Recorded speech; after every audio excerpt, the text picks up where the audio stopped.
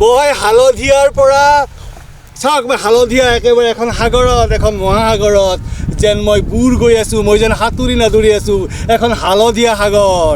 মোৰ চলা হালধীয়া, মন হালধীয়া, সৰিয়হ হালধীয়া। দেখিছে কিমান ধুনীয়াকৈ একেবাৰে সৰিয়হবোৰ ফুলিছে, হালে জালে কি ধুনীয়াকৈ সৰিয়হ ফুলিছে হয়নে? বাহ, কিমান ভাল লাগিছে মনটো। মানে এনেকুৱা লাগিছে নহয় যেন মানে হালধিয়াক লৈ মই কবিতা লিখিম, হালধিয়াক লৈ মই গান লিখিম। ফ্ৰেণ্ডছ, আপোনালোকে দেখিছেনে আপোনালোকৰ সেই পথাৰবোৰত সৰিয়হ ফুলিছেনে? আজি ইমান ভাল লাগিছে মই যেন এটা গান গাম।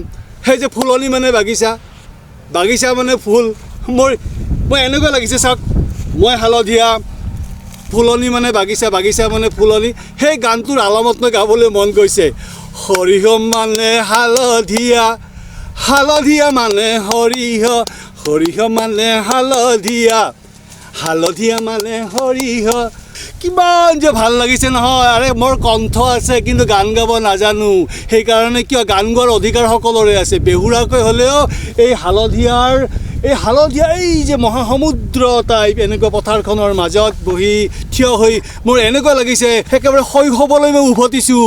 মই গান গাইছোঁ, মোৰ কণ্ঠত গান নাই কিন্তু মই বেহুৰাকৈ গাম। সৰিয়হ মানে হালধীয়া, হালধীয়া মানে সৰিয়হ, সৰিয়হ মানে হালধীয়া, হালধীয়া মানে সৰিয়হ।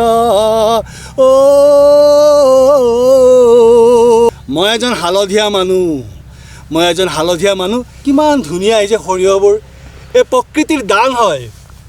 মই এই যে হালধীয়াৰ প্ৰেমত ইমান আকুল হৈ পৰিছোঁ। ইয়াত বিভিন্ন পখিলা আহিছে, বিভিন্ন এই পখিলাবোৰ আহিছে, মৌ মাখি আহিছে। চাওকচোন, হালধীয়াৰ প্ৰেমত যেন আজি সকলোৱে আকুল। একেবাৰে মুক্ত আকাশৰ তলত আৰু সূৰ্যটো, আৰু মই ইয়াত সৰিয়হ এডৰাৰ মাজত মই প্ৰকৃতিৰ লগত মিলি যাবলৈ চেষ্টা কৰিছোঁ। আপোনালোকে চকুৰে দেখা নাই পতংগবোৰ, কিমান যে পতংগ, শ শ প্ৰজাতিৰ পতংগ।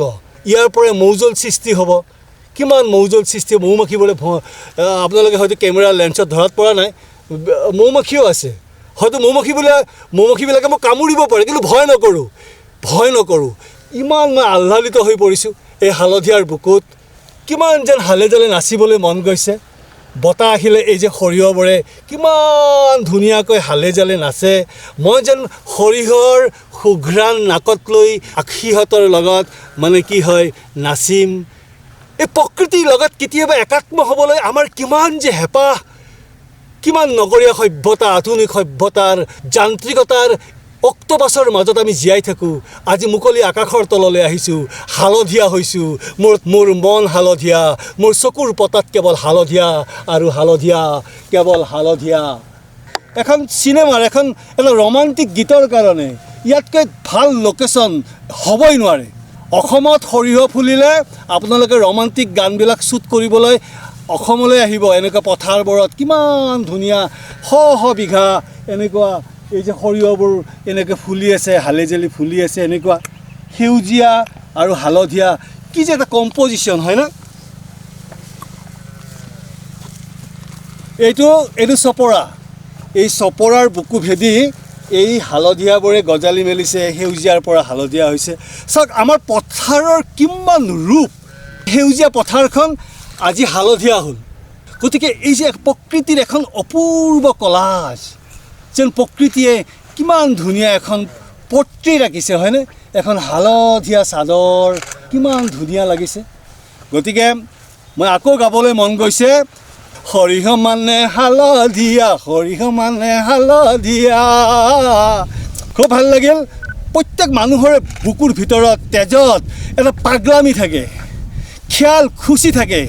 কিন্তু কি হয়, আমি পাগলামিবোৰ কি হয়, আমি সদায় যেন আমি বান্ধি ৰাখোঁ। আমাৰো কেতিয়াবা চিঞৰিবলৈ মন যায় কিন্তু যেন আমি চিঞৰিব পাহৰি গৈছোঁ। আমাৰো কেতিয়াবা গান গাবলৈ মন যায়, আমি যেন গান গাবলৈ পাহৰি গৈছোঁ।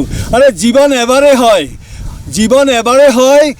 য'ত সুযোগ আছে জীৱনক এনজয় কৰিব লাগে। এই হালধীয়াৰ বুকুত এনেকুৱা সৰিয়হদলিত আজি মই মোৰ জীৱনটোক উদযাপন কৰিছোঁ আকাশৰ তলত।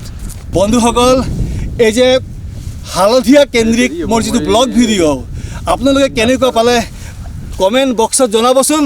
নতুন নতুন ব্লগ বনাম আপোনালোকৰ মৰম মোক লাগিবই আপোনালোকে মোৰ LXD Figos ব্লগ ভিডিঅ'টো ছাবস্ক্ৰাইব কৰিবচোন আপোনালোকে ছাবস্ক্ৰাইব কৰিবচোন শ্বেয়াৰ কৰিবচোন আপোনালোকে ছাবস্ক্ৰাইব আৰু শ্বেয়াৰ কৰিলে মই সাহস পাম আৰু আপোনালোকৰ মৰমেই মোৰ প্ৰেৰণা এইখিনি কৈ মই আপোনালোকৰ মৰমৰ LXD Figos